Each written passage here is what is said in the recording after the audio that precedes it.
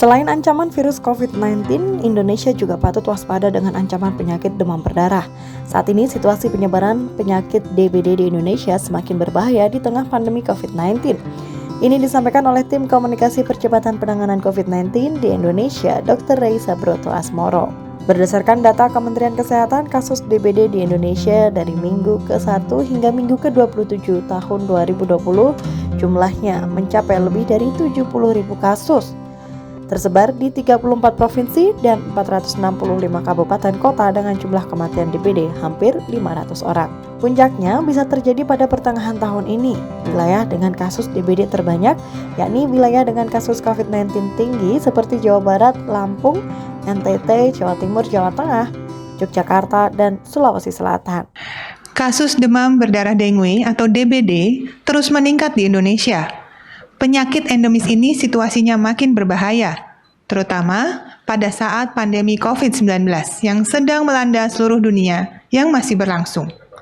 DBD adalah salah satu tantangan terberat pemerintah Indonesia, beban kesehatan masyarakat yang juga mengancam.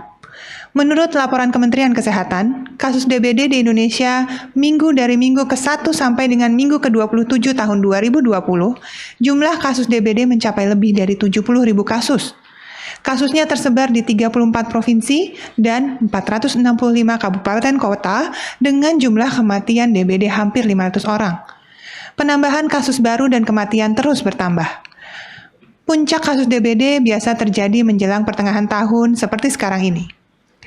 Kementerian Kesehatan Republik Indonesia menyatakan bahwa wilayah dengan banyak kasus DBD merupakan wilayah dengan kasus COVID-19 yang tinggi, seperti Jawa Barat, Lampung, NTT, Jawa Timur, Jawa Tengah, Yogyakarta, dan Sulawesi Selatan. Fenomena ini memungkinkan seseorang yang terinfeksi COVID-19 juga beresiko terinfeksi DBD. Pada prinsipnya sama. Pada prinsipnya upaya untuk mencegahnya adalah menghindari infeksi. Dan untuk DBD, gigitan nyamuk. Di tengah pandemi COVID-19, kita juga harus menekan angka kesakitan DBD. Kita harus tetap bergerak, memantau nyamuk baik secara mandiri, bersama-sama, maupun bekerja sama dengan pemerintah.